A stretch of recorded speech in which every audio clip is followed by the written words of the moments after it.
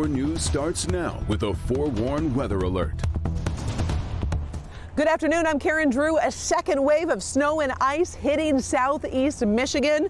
Concerning right now, western Oakland County, northern Macomb County. Some of those communities has seen some 5 inches of snow and could be seeing 2 more inches of snow in the coming hours. It has been a very messy day. Hard commute this morning, schools closed, parents scrambling for daycare. Got to tell you, moms and dads, you might be scrambling again tomorrow. We are outside of our Local 4 studios here in downtown Detroit. I want to kind of show you the scene right now. We've got the snow coming down. This is Lafayette Boulevard. The question right now, is the snow going to turn perhaps into a rain mixture, which then would ultimately turn into ice, which could make a very dangerous ride home tonight and ultimately affect your commute in the morning. I am going to head back into the studio, but first we're going to send it to Ron Hilliard to get the very latest on the storm and what we can expect in the next couple of hours. Ron.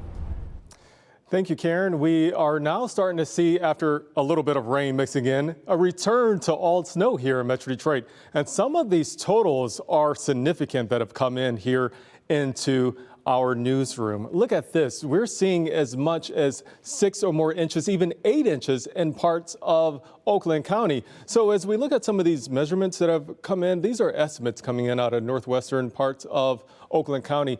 In excess of 9 inches in a few isolated locations are possible. We go into Detroit and we've picked up around 4 to 5 inches. And across southeast Michigan, we've seen a big variation in the total. So again, anywhere from 3 to even 8 or more inches have been popping up here in Metro Detroit. Exact Track 4D radar showing that we have returned to all snow here in Metro Detroit. But what you will notice is that it is now scattered snow showers that we're seeing versus the widespread snow. We're still seeing that snow popping up around Chelsea and Dexter.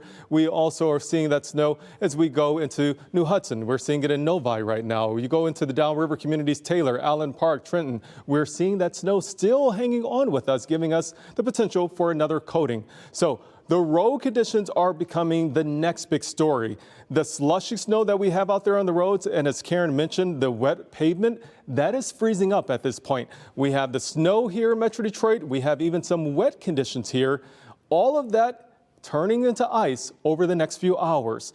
What we're going to be seeing from sky conditions and the exact totals that we have for your neighborhood, that's all coming up in a few minutes. Karen?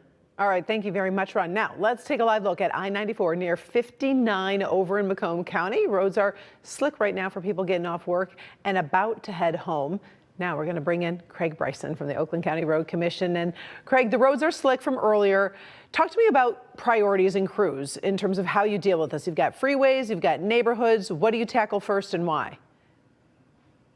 Right. So safety dictates that the roads with the most traffic moving at the highest speeds are first. And that means we are on the freeways and the primary roads, and we are still on those. Unfortunately, that also means that neighborhood or subdivision streets are at the bottom of that list, and we have not yet begun to get into those. That'll be probably tomorrow. Let's talk about salt and temperatures. You know, are you worried about that in terms of how cold it gets or with these icy conditions? We are a little bit worried. As the temperature drops below 20, gets into the teens, salt becomes a little bit less effective. And with the potential for refreeze tonight, that is a bit of a concern. If we can get things to dry out as much as possible, that'll certainly help us. But it is a concern and something we're going to be monitoring all night long. So if folks have concerns or drivers want to report problem areas in terms of maybe an area they think that looks missed, what are they supposed to do? They can call us or send us an email through our website. The phone number is 248-858-4804. Our website is www.rcocweb.org. So rcocweb.org.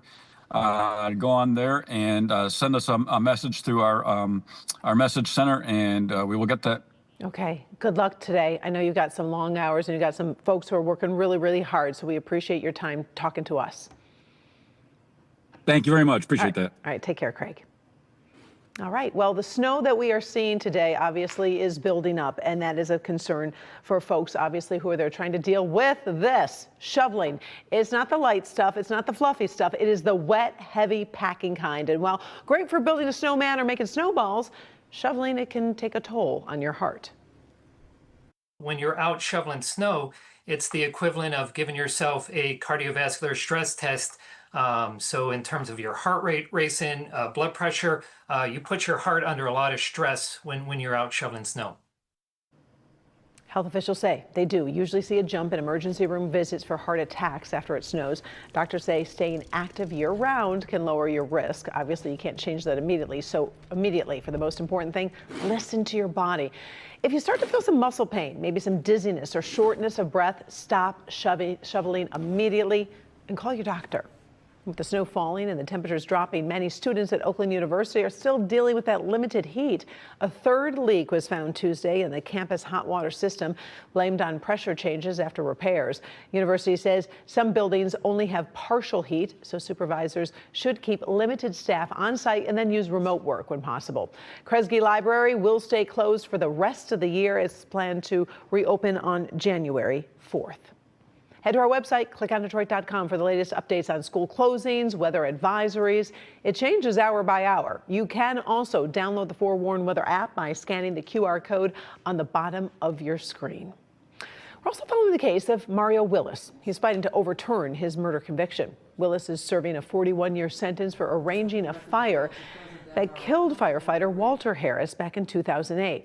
But now, questions are being raised about whether that fire was set intentionally or not. Several witnesses are taking the stand this week, including a fire investigator who worked on the case. When the defense questioned him today, he admitted he can't rule out another cause for the fire.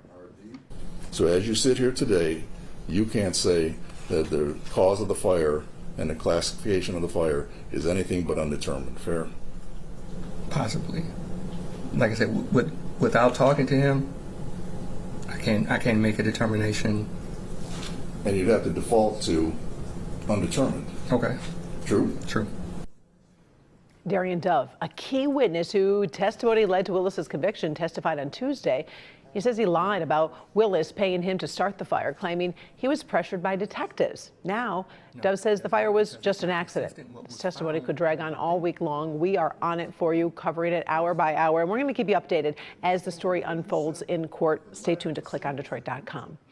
A man accused of breaking into homes while working as a delivery driver is now in jail. Deputies over in St. Clair County say 32-year-old Deontay King of Redford is tied to 7 home invasions across several townships. The break-ins happened between November 28th and December 6th, and investigators say King was caught after a homeowner in Columbus Township came home to find his place ransacked. Deputies spotted a white box truck nearby and arrested him. Most of the stolen items have been matched to their owners.